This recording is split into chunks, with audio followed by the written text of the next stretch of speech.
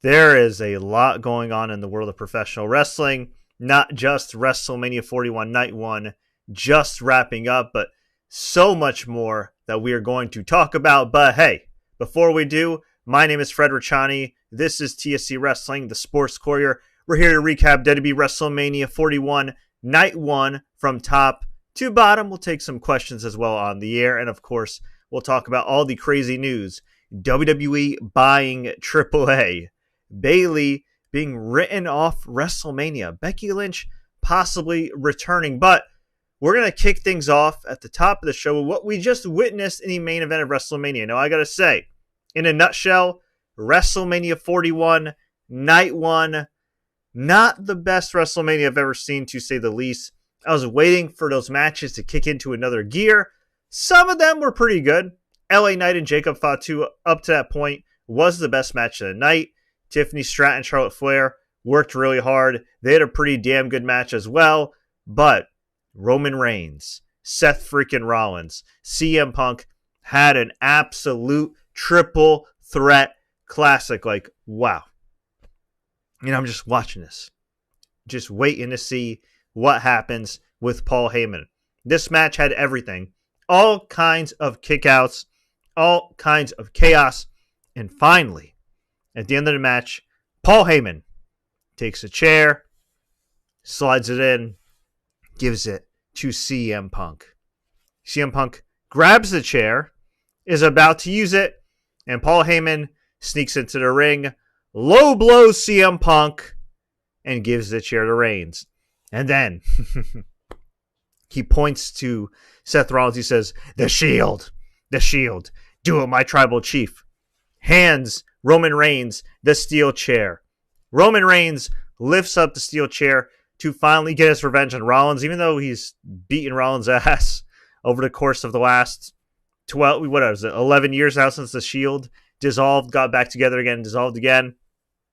He was about to hit Rollins, and then Paul Heyman once again hits that low blow, and boy, oh boy, Roman Reigns, that poor tribal chief, he was betrayed by Paul Heyman. So to keep track for anybody who's not sure, Paul Heyman slid the chair, teased, giving it to CM Punk and letting CM Punk hit Roman Reigns, low blowed CM Punk, turned on CM Punk 12 years later, 12 years after Money in the Bank 2013, which I was there live. That was a great show. Y'all should watch on Peacock. Then he pretended to stay aligned with Roman Reigns, low blowed him, turning on Roman Reigns for the first time, his tribal chief, or so-called tribal chief, I guess, right now.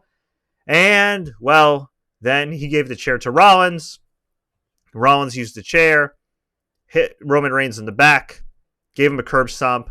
1, 2, 3, and yes, Seth freaking Rollins at this stage of his career is officially not just a WrestleMania singles main eventer, but he is also a WrestleMania main event winner. And yes, I guess the Money in the Bank does sort of count, WrestleMania 31. But this was his first official main event singles match at WrestleMania, and he got the job done. So many kickouts, so many great reversals. I guess they were using some new tables.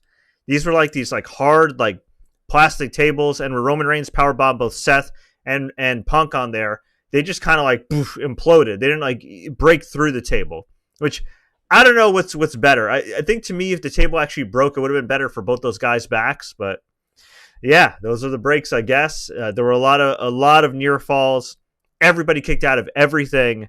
There was probably the greatest spear into the pedigree counter that Seth Rollins has ever hit. That was a great spot. Great entrances. CM Punk had this amazing video intro that had the Fire Burns playing in the background, his old theme song. And then he came out with Living Color playing his current theme song. And they were there live. So cool to see. These guys absolutely delivered because this show was desperate.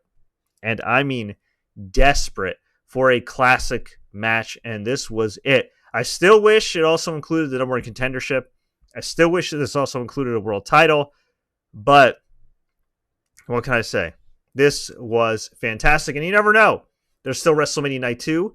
Maybe Paul Heyman will pull some strings for his new client, Seth Rollins. And maybe just maybe they'll insert him into that Cena and Cody matchup, because let's keep it real. While I'm excited for that matchup just from an unpredictability standpoint, John Cena, when's the last time he's had a great singles match? Anybody? And I mean one-on-one match. The Austin Theory match wasn't much.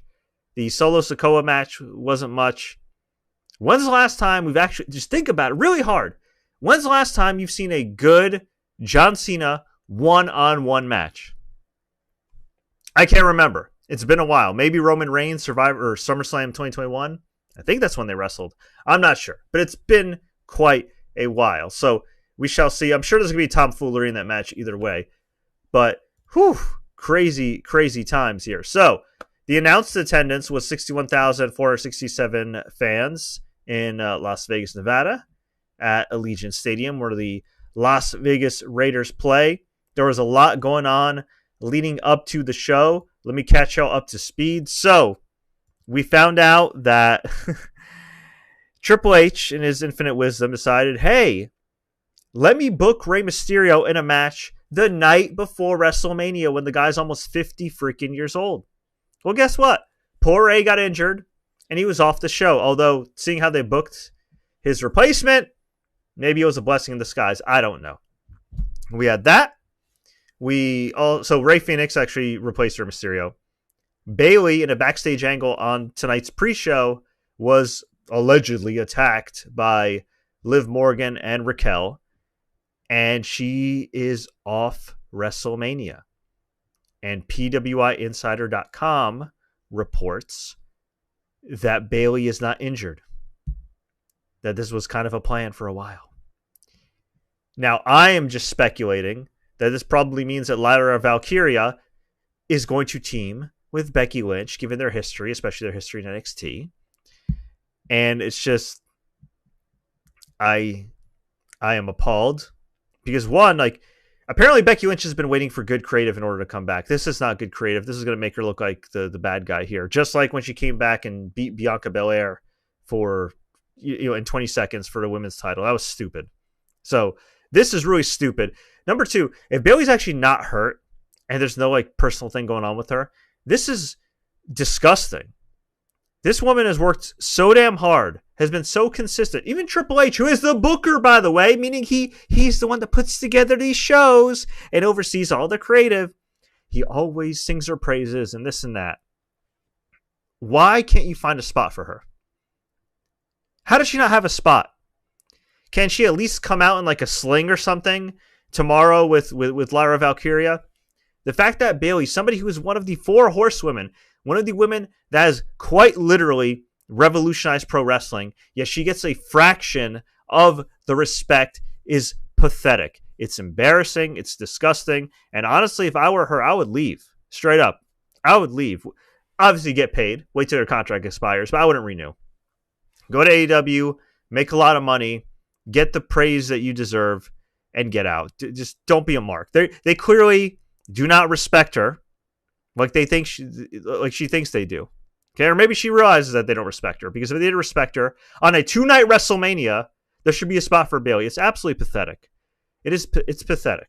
Never mind the fact that they lowballed, or allegedly lowballed, Mercedes Moné, Sasha Banks, and we're like, yeah, you're not worth bringing back, even though she's probably the greatest women's wrestler of all time. As far as in America, obviously there's women overseas and in Japan, of course, but I put Mercedes Moné up there as probably the best American women's wrestler of all time. Bayley's certainly up there. Obviously, Charlotte Flair, which she's on, is one of the best.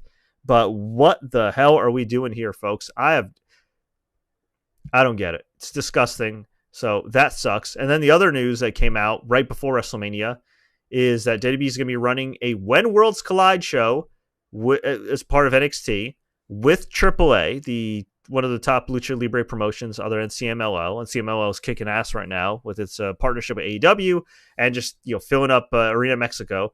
But WWE also announced that they have acquired AAA, which is horrible for pro wrestling because that's another major promotion that's now off the grid. Maybe WWE will keep it running for a while, but it's never going to be the same. On top of that, and again, I won't get too much into it because there's people that are more knowledgeable than me about it, and we'll go into WrestleMania.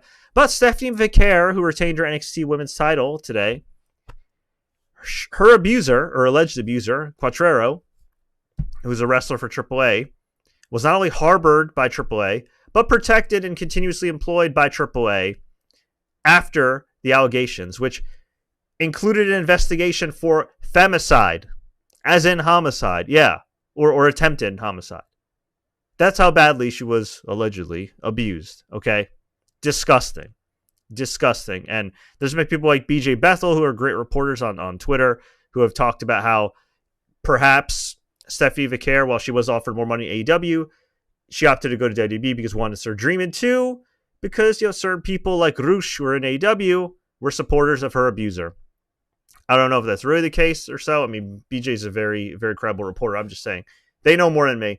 But yeah, and on top of that, Conan, who booked AAA, more or less kind of called her a liar and or at least cast doubt on her allegations. And now she has to do a show with the company that stuck by her abuser. And also, by the way, stuck by Alberto El Patron, a.k.a. Alberto Del Rio, who had some god-awful allegations that he somehow escaped. Oh, yeah, I think I know how he escaped, because I believe, if I recall correctly, the woman who accused him fled, probably for her safety. So, hey, congrats on acquiring the library, but, hopefully all those scumbags that employed her abuser along with her abuser are no longer employed, and Conan could kiss my ass. Anyway, so let's get to WrestleMania here. But yeah, a lot going on. It's crazy. Oh, yeah, and Randy Orton still doesn't have a WrestleMania opponent. He's going to have an open challenge WrestleMania Sunday. Got all that? Yeah. It's crazy. I know. There is a lot going on here. We'll get to what happened at NXT as well, but let's get to WrestleMania. First off, shout out to Mr. Racer here. I haven't seen him in a while. Rusev versus Randy Orton tomorrow night. I could see that, What? I wouldn't be mad at it. I'm not feeling Rusev, a.k.a. Miro, anymore. I'm just so tired of it. If you don't know, he got released by AEW. He had a sweetheart deal. And look, I'm not one to, stand for billionaires and promoters and everything else, but if your boss is telling you to do something and it involves just putting over Hangman Adam Page, allegedly, or whoever he was supposed to put over, and you say no, and you're getting paid, let's just say 7 figures or high 6 figures, what the hell are you doing, man? Well, what are you doing? This guy just, I don't know, he played Tony like a fiddle. Look, at the end of the day, Tony should have probably fired him a long time ago. But I don't know. I don't know how, that's not breach of contract to be okay, you're not doing any jobs. You're not putting anybody over. Okay, get out of here. But yeah, so I don't know. I'm sure he'll get a big pop and everything else, but yeah, not the biggest Miro fan these days. So yeah, I could see that happening. But honestly, I wouldn't have him win. Why is Randy Orton going to put him over? I wouldn't do that. Maybe who would I like to see against Randy Orton? I don't know. Maybe Solo. Well, no, Solo. I wouldn't really like to see that. It would make some storyline sense, but maybe Sheamus, because Sheamus is a legend at this point, and he deserves a WrestleMania match. Just let them have a badass match. That's what I do, but we'll see. All right, so let's get to the top of the show here. We had Triple H welcome everybody to WrestleMania because, he's such a humble guy that he needs to have a 60-minute speech and induct himself into his own Hall of Fame, and then come out and open the show because, he's a very humble guy, doing all these media interviews and glazing Trump and glazing himself and telling the fans to just be a fan and watch and not complain. I would like to see Triple H go to a restaurant and have somebody take a dump in his food and I'll be like, hey man, don't complain. You said don't complain. Yeah, if you don't know, WWE's also had an awful WWE PR tour. They've had all these interviews where they've essentially been either praising Trump, dissing fans, or in the case of John Cena, just blurting out that he loves Vince McMahon and he essentially doesn't care if people don't like it, and he understands the allegations are serious, but he loves Vince McMahon. Would he love Vince McMahon if he didn't make him rich, while also probably still underpaying him and not giving him benefits? I don't know, but yeah, not a great PR week for WWE. It sounds like they're trying to kind of be more right-wing like UFC. But even Dana White, the UFC president, has said publicly, they are different audiences. They're very different audiences. So I feel like they're just alienating the audiences. And at the end of the day, everything is so political these days. Everything is so politicized. There's so much awful things going on in this country and in the world. Like, people do want wrestling as escape. People do understand that WWE is aligned with certain political affiliations already. They don't need to have it thrown in their face. So I think throwing it in fans' faces who are already trying to like just watch the show, yeah, that's gonna backfire. But anyway, more on that later. Jey Uso defeated Gunther via, believe it or not, via rear naked choke, via sleeper, tapping out Gunther to win the World Heavyweight Championship. This was probably the most polarizing match on the show. Reason being because Jey Uso, in general, receives a lot of flack for not being the best wrestler. Triple H actually was quoted during this amazing PR week that says, you know, Jey may not be the best in the ring, but he connects with the fans. Okay, like he's describing him like he's Andre the Giant or something. But yeah, Jey does connect with the fans. I'm happy that Jey won, but I don't know if I like the way Gunther lost here. Jey hit a couple Uso splashes, got him in the sleeper hold, and Gunther tapped. I would have liked him to have, you know, maybe made Gunther pass out. I also felt like this match could have been more violent. This guy just destroyed your brother in front of you, made your mom cry, and then this past Monday night, you yeet. The week before, you cut a serious promo, but you didn't even put hands on Gunther, the man who whooped your brother's ass. And here he is, doing his full entrance and everything, which is great. It's his moment. God bless him. He's like 39 years old. He's waited for this his whole wrestling life. But I just, and I know there were a whole slew of other matches to come. But if there was a match that needed some blood, you know, some blood and guts, some violence, this was it. I feel like this really needed to be turned up a notch. I mean, yeah, I guess at the end of the day, he got his revenge. The big bad wolf tapped out. I don't think this killed Gunther's aura, but I don't think this really protected him either. It's a great moment, and look, Gunther could always get it back. But I think they put Jey in a position where he had to win. They kept talking about he's 0-3 versus Gunther. He's 0-6 in world title matches. Like he had to win this. So I get it. Crowd loved it. He's one of their most popular stars. As for where he goes from here, I have absolutely no idea. I kind of would like to see them pivot from Gunther. They've been doing this since like what, December?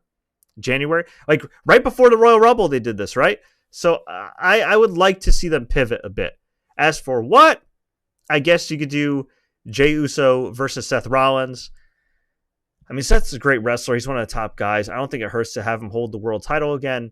But I really think after WrestleMania, they kind of need a bit of a reset. Jey is a new guy. I mean, as far as like in that main event scene, holding the world title. But I don't know if he's like the long-term champion kind of guy. Like, I don't think I need him to hold the title as long as Cody has. Or as long as Gunther had. So we'll see. We'll see. It'd be nice to have Jey, give him a few months and maybe have him drop it to Braun Breaker or kind of Rising Star. Or maybe call up Obafemi and strap a rocket to him. I don't know. But I feel like they got to build up another heel besides just the usual crop of characters. We'll see. We'll see. But this was a good match. But yeah, very, very polarizing finish. A lot of my friends were texting me like, why did Gunther tap? And hey, I can see why they'd be pissed about that. We had the New Day defeat the War Raiders to win the World Tag Team titles. This was all right. Kind of seems like it was more of a Raw match, to be honest. It had some decent crowd heat. I mean, the New Day are getting booed. Kofi looks so funky after shaving like his mustache. It's so weird, man. The goatee, the lack of like a goatee, it's so weird. It's freaky, but hey. I guess you got to change it up a little bit when you change your image. So it was a pretty good match, and at the end, they hit their finish, and then Kofi went for the pin, and Xavier held down one of the Raiders' legs without the referee seeing, and they won the World Tag Team titles. They're now 13-time Tag Team champions if you count the NXT titles. So, yeah, pretty good. And, yeah, they hit Ivar. What was it? The Up, Up, Down, Down. The name of Xavier's YouTube channel. They pinned Ivar. And, so Woods pinned Ivar, and Kingston held the feet down. So, there you go. As you can tell, God bless both these teams, but I wasn't too interested in this match. I think, for me, they had such a strong heel turn with Big E. So great. They got great heat back-to-back weeks. And then for just a few months, they did nothing with them. And if you recall, in the first couple of matches, they actually lost to like the LWO. So they just kind of killed their heat right out of the gate. They're both talented enough where they could get booed anytime. But as far as like the momentum they had, like in that moment, that was one of the best heel turns ever. You did not expect it. And then this happened. I don't know.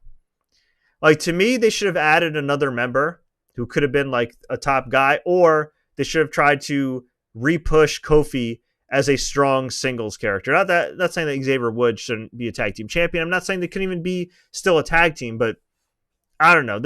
They turn on Big E just to trade wins and losses for a few months, get some heat, and then just win the tag team titles again. Like, really? There's got to be more to it. I mean, it'd be nice if they, like, say, joined Paul Heyman and Seth Rollins. That'd be something different. But I don't know. I feel like they really kind of killed their momentum a little bit here. I'm happy all these guys got a WrestleMania appearance, but it's a shame that they were kind of an afterthought for a few months. And yeah, oh, by the way, if you're wondering where the SmackDown Tag Team title match is, it doesn't exist because it's going to be on this coming week's SmackDown in a TLC match. And this is a card that could have desperately used a TLC match or some type of stipulation match. I don't know what they're doing here. And Chelsea Green, also not on the show, takes another loss to Zelina, and God bless Zelina, but she's just not over right now and hasn't been built up very well as a character. And also they gave her this weird, crappy Def Rebel rap theme. And every time she enters, it's crickets. And I'm not saying it's necessarily her fault. They haven't really built her up. And yeah, Chelsea Green not on the show. Lara Valkyria not defending the women's IC title on the show. Great way to introduce these titles. Yeah, as you can tell, this WrestleMania build has not been that great. Not great. Jade Cargill beat Naomi. This has actually been a pretty good build. This is a really good match. There were some cool spots as well, including where Jade got Naomi up for this freaking hellish powerbomb. My goodness, I thought Naomi got killed there. And then she hit the Jaded for the win.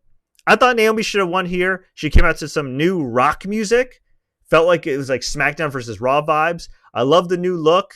I love the new entrance, the theme. It was great. I really think she needed a win here.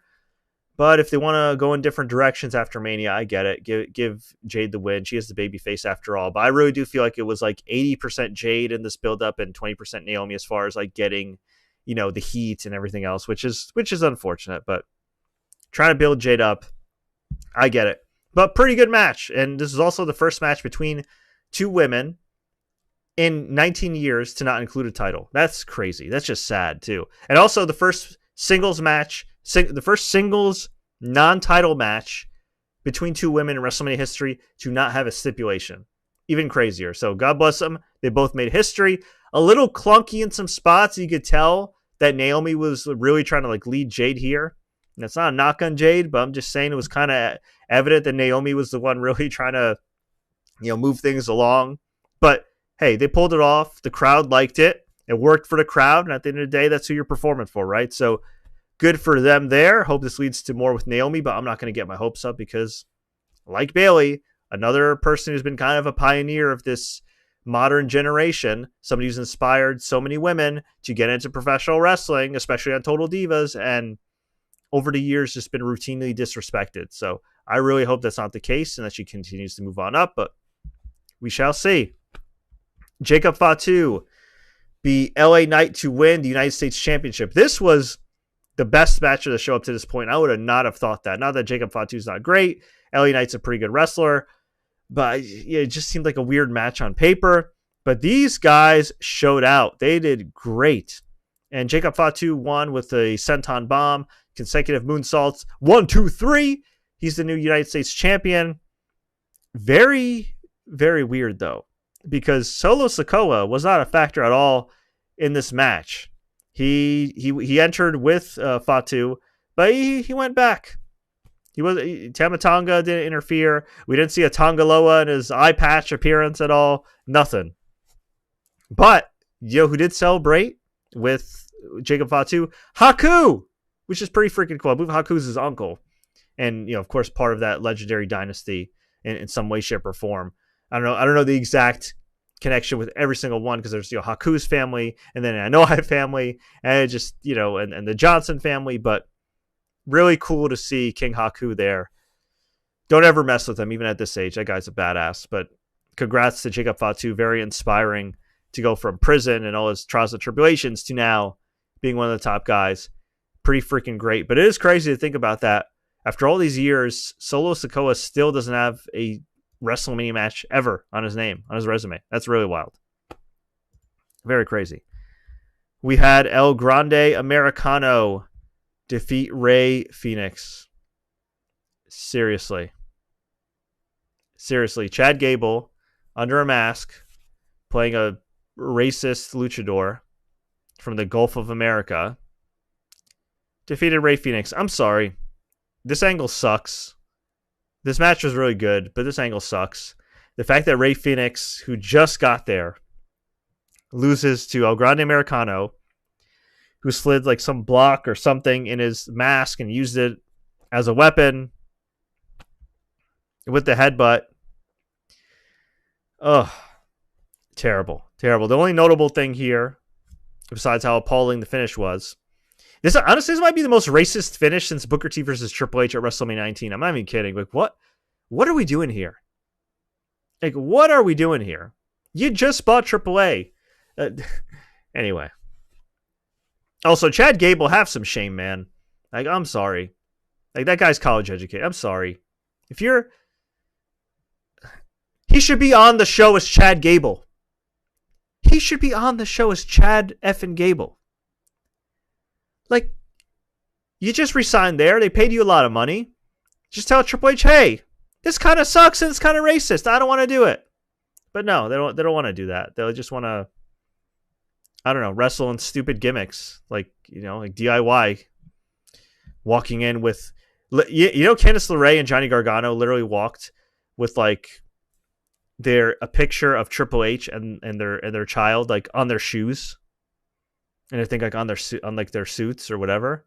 Like the amount of glazing is ridiculous. I don't know. Some of these people got to really take like charge of their characters because this is terrible. Anyway, the other notable thing, Vikingo. Yes, Vikingo, who I don't know if he's still the AAA champion or not, but he is a fantastic wrestler. I know he was hurt for a while.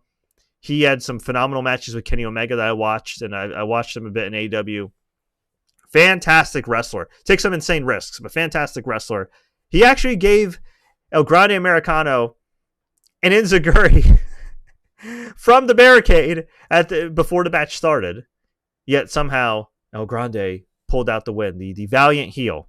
And afterwards, Vikingo checked on Phoenix and helped him up.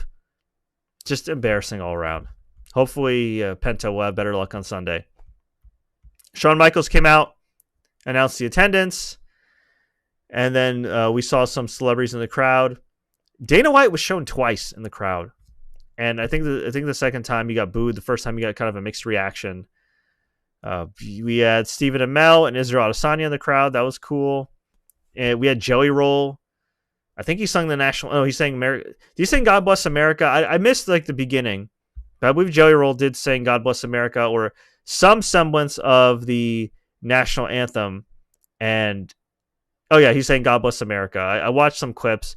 I'm sorry, I will never know why Jelly Roll is famous, what songs he has. Maybe he's a nice guy, but I don't know. He looks like a meth dealer on Euphoria season 3 or something. I'm sorry. Get him off my TV. It's all good. But hey, he got to sing it. Then we had Tiffany Stratton take on Charlotte Flair.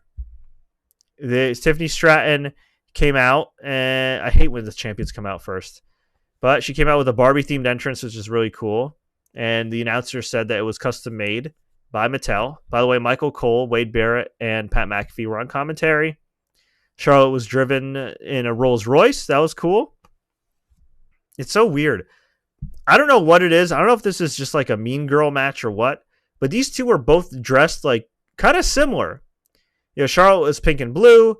Stratton was mostly all pink and a little white, but they've had like similar outfits throughout this entire feud. I don't know if that's just deliberate or like a pissing contest. I don't know what it is. It's just so weird.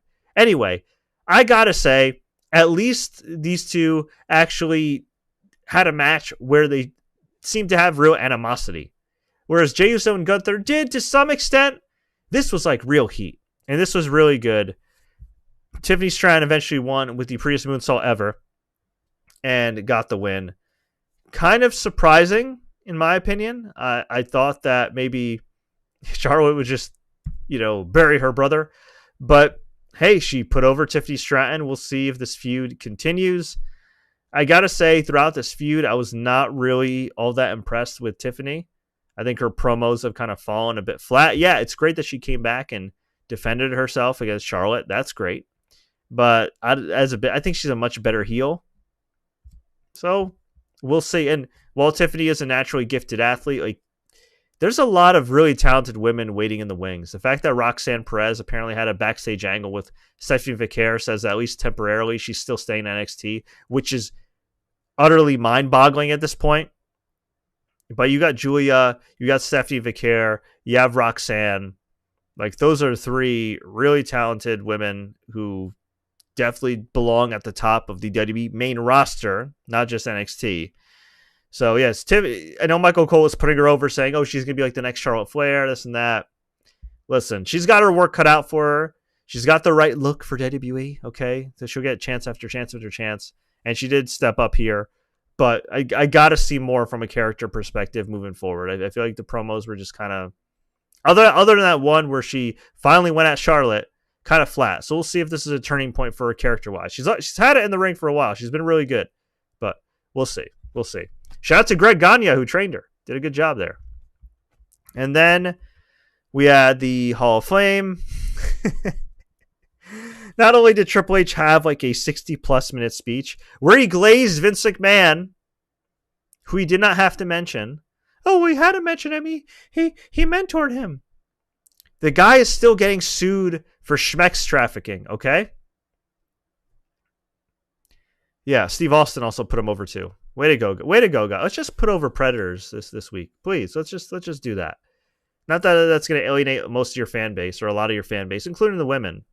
Yeah. Okay. That was gross.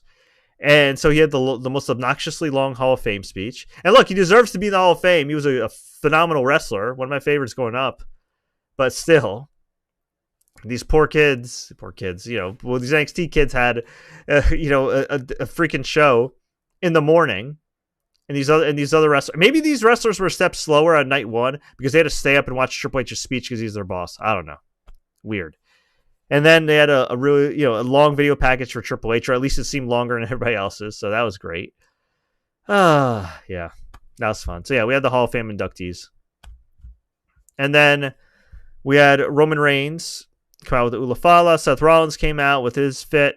And then CM Punk came out with the epic fire burn. Well, they had a video package for him with the fire burns, which is great by Killswitch Engage, or just fire burns. And then Living Color played his entrance. That was fantastic.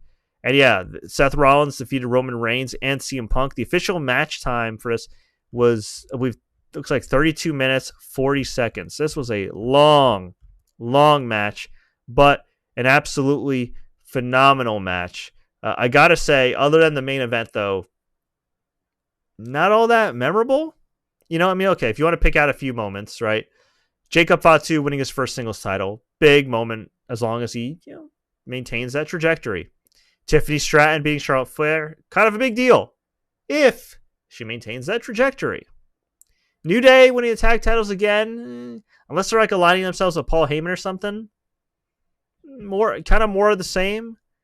Just as heels.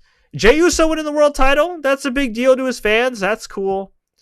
But again, nothing that was like a real classic. And even with that triple threat, where, by the way, if you missed the top of the show, I'll recap it again. Seth Rollins pinned Roman Reigns to win the match. What happened was Paul Heyman slid the steel chair at the end, gave it to Punk, low-blowed Punk, gave the chair to Reigns, low-blowed Reigns, then gave the chair to Seth, who took both men out, curb stomped Roman Reigns, 1, 2, 3. This had brawling all over the place on the outside. This had Roman Reigns powerbombing both Rollins and Punk through tables. plastic tables that just didn't break. They imploded. So that kind of sucked for their backs. We had Seth begging Roman to double team CM Punk and take him out, and Roman refused. Roman's teeth were super white here, which is great. I'm not saying that's not a bad thing. Hey, good for him, man. He's got some great chompers, but it was just, I don't know. They were like whiter than usual. I don't know if he got like them redone again, but it looked like he had like a mouth guard for a second. I thought that I was watching like Josh Alexander wrestle with that mouth guard, or Kurt Angle in his prime. It was very distracting. Very distracting. But he did do a great job in this match. All three men did. They kicked out of everything. Seth Rollins hitting that pedigree mid-spear was incredible. You know, CM Punk did not look a step slow. He really had his working boots on. Overall, what can I say? A fantastic match. Fantastic finish. But I look back. Great match. But what were the stakes? Who Paul Heyman aligns himself with? Like, Paul Heyman's an old guy. I'm not hating on him. He's still an integral character. But Paul Heyman's getting up there in age. Unless this is going to lead to, like, Seth capturing the world title. I don't know. Paul Heyman is more well-liked, I feel like, than, you know, the Authority was, obviously, back in the day. And even, like, the Vince McMahon character back in his day. But this very much kind of feels like WrestleMania 2000, where it was like a McMahon in every corner. And it was more about the non-wrestlers than the actual wrestlers themselves. You know what I'm saying? Like, it's just kind of, on one hand, I want to pat this guy in the back and be like, brother, you're brilliant for building up this WrestleMania around you, of all people. On the other hand, it's also like, okay. Like, we've seen Seth as a heel before. Like, this isn't new. I still love the match. In a vacuum, I love the match. I thought the finish was great. But where does it lead to? What is the follow-up? Does Seth get that immediate title shot? And if Seth does he stay on Raw? Does he go to SmackDown? Honestly, I think it would make more sense for Seth to go to SmackDown. I feel like Cody versus him is a fresh matchup. And you could also tell the story of Seth never, ever being able to defeat Cody since he's been back. You could also make the argument, too, like, hey, Cody's been champion for over a year. He never did Seth a solid after Seth did him a solid at WrestleMania 40. He never, quote-unquote, gifted him a title shot. That should have been an unspoken thing. That you could do. I'd actually be more intrigued to see Seth versus Cody rather than Seth versus Jey. I think Jey, I mean, I don't know. I guess you could run it back with Gunther. I think, put it this way, I think at some point they need to do Jey versus, or they need to put the title on Punk at some point. I think they also at some point, even though that match wasn't that good a couple years ago, maybe do Roman versus Jey as well. And I think at that point, maybe Roman should actually put over Jey. And who knows? I guess you could always do something with Jimmy. We'll see. At least it's a bit unpredictable on the Raw side. But I would really like to see Seth go over to SmackDown and eventually feud with Cody. Who knows? Maybe Randy Orton finally, eventually turns on Cody, and you finally do that match, perhaps for SummerSlam, which, by the way, taking place in my neck of the woods, Jersey, and it's going to be hosted by Cardi B. So, hey, that's pretty cool. But let's go to some comments here before we hop off. Cody Rhodes should drop the title to Randy Orton. Ooh. I could see that happening down the road. But let's look at night 2 and see what we got in store there. We have, so overall, thumbs up main event, but overall the show, I gotta say, man, it's a bit thumbs in the middle there. As for some other news that's going on right now, CM Punk cut a promo, or tried to cut a promo backstage. He was interviewed with Jackie Redmond, and he was speechless after Paul Heyman turned on him. Damn. That's cold. It's a cold world. It's a very cold world. We also had some other news here. So NXT, well, it's not NXT TakeOver anymore. It's NXT Stand and Deliver. Let me pull up the results there. But yeah, a lot going on today. If you missed AEW Dynamite, which celebrated being the longest running wrestling show in prime time on a Turner network, you should watch it. Great matches. Athena, aka Ember Moon, for WWE fans, took on Mercedes Moné, aka Sasha Banks. Incredible match. Mercedes just narrowly won that match. And then we had Will Ospreay take on Konosuke Takeshita. Two of the best TV matches you may ever see. They were phenomenal. Just absolutely fantastic stuff here. Really enjoyed it. Just great stuff. AEW's definitely been on a roll lately, although I really, really, really need them to stop putting over the Death Riders and finally pivot from Jon Moxley, aka Dean Ambrose, because that hasn't been good at all. But hey, I will celebrate the fact that they've had a great week, and it's been really good there. Okay, so I didn't have a chance to watch Stand and Deliver. A few of my friends did. I'm shouting out my boy Gerard Hennessy. He is Through the Table on Instagram, also known as I Strong Style on Instagram. Great dude. This is what we had for Stand and Deliver, courtesy of him. Gigi, and I did see some clips on Twitter, by the way. I just haven't seen the full matches yet. Gigi Dolan and Tatum Paxley with Shotzi beat Cora Jade, Roxanne Perez, Fatal Influence, and Metaphor to become the number one contenders for WWE Women's Tag Team Championships. Keep in mind, there's no NXT Women's Tag Team titles anymore, which means at some point we are going to see them on the main roster. Interesting. Ricky Saints beat Ethan Page via pinfall to retain the North American Championship. The main thing I saw about this match was that the crowd kept chanting Tony fumbled, as in Tony Khan fumbled both guys.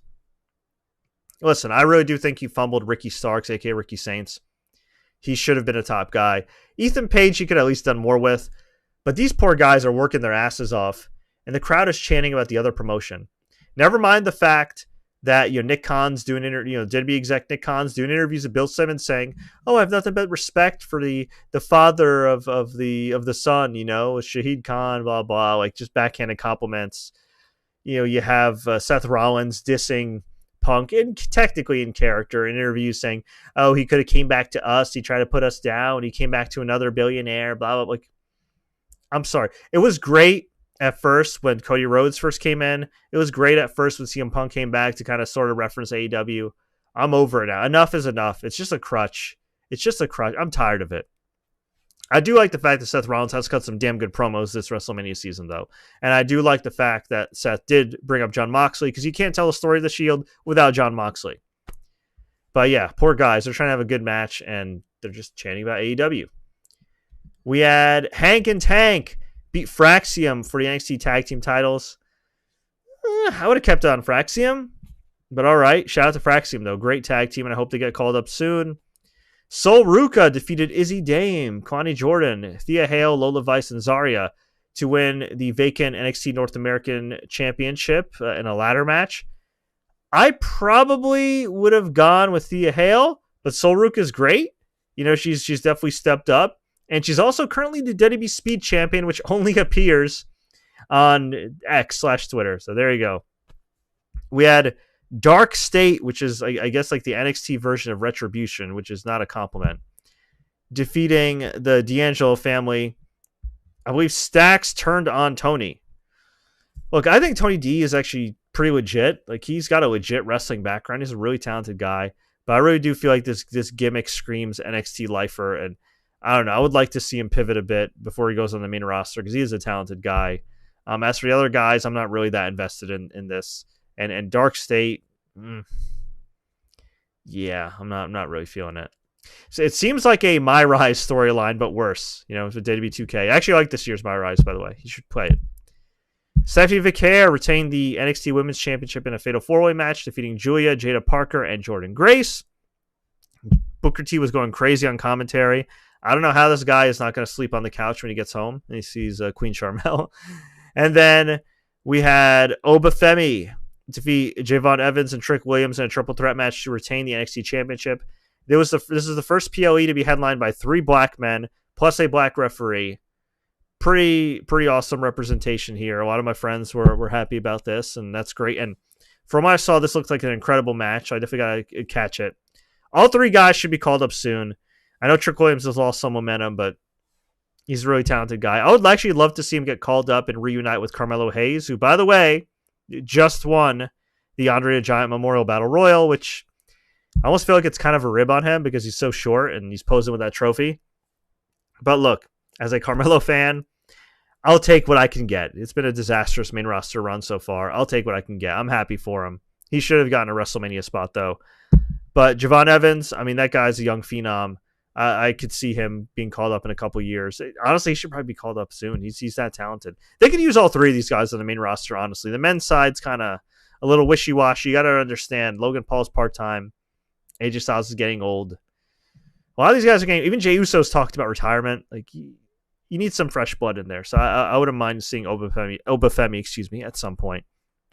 I'd also love to see Omos come back. Oh, Nick Khan also did that interview with Bill Simmons where he said, oh, they expect to sign guys from AEW when their contracts expire, but we're not in the business of benching people. Where's Omos been? You re-signed Natalya, you barely used her, and now she's wrestling for GCW and NWA, and she's been getting great marks for some of the stuff she's been doing online, and she did have that GCW show in Bloodsport where she got a great reaction. Do something with her. It's crazy. Think about this, right? I interviewed Karrion Kross and Kaden Carter recently. Kaden Carter, Katana Chance, also not on the show. Also taken off SmackDown. I don't get it. Karrion Kross from Vegas, not on the show. Not even backstage. And, when at the time I interviewed Karrion Kross, he had only wrestled 2 matches, including only one WWE match in 2025. This is only a couple weeks ago. And Kaden Carter, after I interviewed her, I realized that she had only wrestled twice in 2025. Twice. I get that they're running less shows, like less house shows. I get that they're running smaller cards, probably because they don't want to pay people. I'm sorry, but I don't know why else they would have a 5 or 4 match PLE when it's not WrestleMania, right?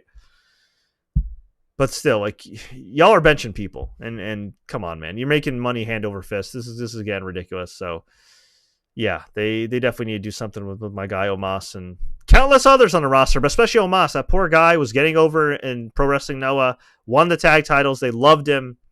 He got called back up. They probably were like, oh, he's getting too over for us. And he just got benched for the last 6 or 7 months. And apparently he's healthy. Just embarrassing. And before anybody says that, yes, I know AEW has, intentionally or unintentionally done that with people too. Like, where the hell Scorpio Sky been? Where, Sean Ross Sapp pointed out that Scorpio Sky hasn't been around. And I looked up, after I saw like a clip that he talked about, like benching people, I looked up, Scorpio Sky hasn't wrestled at AEW TV since 2023. His last match was against Andrade, who, oh, by the way, also not on WrestleMania. Oh, man. Yeah. Promoters, y'all got to step it up, man. Come on. You got a great roster. Use them. My goodness. All right. What else do we have here? So the next night is going to be Io Sky taking on Bianca Belair and Rhea Ripley. I feel like they kind of fumbled this build-up too, and I don't understand why Bianca Belair is booed when she's been right the whole time. Unless she's getting booed for storyline reasons, as in people think she's the one who really attacked Jade. I'm sorry, you fans that are booing Bianca are musty beyond belief, and I'm not going to say racist, but there's some shadiness going on there. Like, it makes no sense. I guess they're all 3 baby faces. Somebody's got to get booed. But when the most logical baby face gets booed, like, I don't know. I'm side on you guys a bit. Like, come on. She's the most logical baby face in the match. Anyway. Liv Morgan, Raquel Rodriguez defend the women's tag team titles against Lyra Valkyria and probably Becky Lynch. I don't know how this makes Becky Lynch a babyface. Yeah, I don't know. Lame. Very lame. I don't like it. AJ Styles versus Logan Paul. I mean, Logan Paul's a scammer and a scumbag, but should be a good match. And at least AJ's got a WrestleMania spot. Braun Breaker versus Penta versus Finn Balor versus Dominic Mysterio. Fatal 4-way for the IC title. This could be the sleeper match of the show. And could go either way. I think my idea would have been for Dominic to win the title and then have him do an open challenge where Rey beats him, just to continue the storyline where Rey always beats his son. Pause. But since poor Rey's injured, I'd probably still opt to have Dominic win, or you could also just do Braun retaining or Penta winning. I mean, Penta winning would be great. And actually, you know what? After seeing Rey Fenix just get embarrassed in that awful storyline, let's just put on Penta. But I wouldn't be surprised if Dominic Mysterio sneaks out a victory and holds the title for a bit just to mess with us. By the way, his wife has got to be like God's strongest soldier, because like he's doing these media interviews with Liv, and they're like a couple, and like I get maintaining the storyline, but I don't know, man. They are professional. I'm not saying there's anything nefarious going on. I'm just saying his poor wife, like he's bringing in the money. I'm sure he's a devoted husband. But it was already enough for Rhea. Now Liv, like, ugh. And even Rhea wasn't doing as much PDA as him and Liv. I don't know. His wife's a strong woman. I will say that. God bless her. I hope he's buying her something nice after WrestleMania because she deserves it. Damian Priest, Drew McIntyre, Cincy Street Fight. No real stakes here, but should be a great match. And I guess Drew will probably win since he's lost to Damian Priest multiple times, although it kind of makes Damian Priest look bad because he's supposed to be the babyface. Randy Orton open challenge. As my buddy Man Priest predicts, it could be Rusev. Sure, why not? Honestly, I'd rather see somebody more deserving, like from NXT or something, or somebody we haven't seen in a while. Who? I don't know. I guess you could reheat my boy Omos. If you don't want to do Omos, Sheamus. I don't know. There's a few people I guess you could bring back. I would you know what? Sami Zayn. How is Sami Zayn not on this show? Like, how is Sami Zayn not on this show? Unless Sami Zayn is actually hurt, how's my boy Sami Zayn not on this show? That makes no sense. So you know what? I'm going to say wishful thinking Sami Zayn or Sheamus because both guys work really hard. Both guys are big stars. Both guys deserve to be on the show. But yeah, I would venture to guess it's probably going to be somebody like Rusev. And yeah, I don't think Rusev should win. That being said, who knows? And Cody Rhodes versus John Cena. I think there's going to be a lot of tomfoolery in this match. The fact that The Rock just disappeared right after that angle with Cena, terrible. It made no sense. Maybe he's got other commitments. Maybe there's been some creative disagreements. I want to be surprised about that. But man, I don't know. It's a lot of some good promos back and forth between Cena and Rhodes, but there was just so much more they could have explored. And the heel Cena characters amounted to, I'm going to ruin professional wrestling, and you're all idiots and abusers. And it was great the first week, but after that, I don't know. It's been a good feud, but nothing compared to what it could have been. It's not as bad as Rock and Hogan finally feuding back in the day, and them needing to put Rock in a truck and get hit, or no, I guess like Rock was put in an ambulance and got hit with a truck, with a Mack truck by Hogan. I know, only for Hogan and Rock to embrace 2 weeks later. Yeah, I don't know. I think Cody should win here, but there's probably going to be some tomfoolery. You never know. If Rock comes back, maybe they'll just give Cena the 17th world title. We'll see. It's kind of crazy, though, that Cody called him pale and had a neck like a sack of dimes and all this other stuff. Like, usually you're not supposed to point out a guy's flaws, but, Rock did it back in the day, and he got away with it. And, Cody's that guy now, and look, it's John Cena. People are still going to want to watch him, even if he glazed Vince McMahon for no reason. All right. Anything else here? Yeah, that's pretty much it, folks. But I'm going to hop on out of here. I want to thank you so much for watching. If you enjoyed this recap, please like, share. Don't forget to subscribe and turn on notifications for more updates like this. Keep in mind, we just did interviews with active WWE superstars. Kaden Carter, former women's tag team champion. Karrion Kross, two-time NXT champion. Check them out. And I'll be back recapping WrestleMania Night 2 throughout the night. So until next time, everybody, as always, enjoy the matches. Woo! Facebook, thanks so much for watching, too.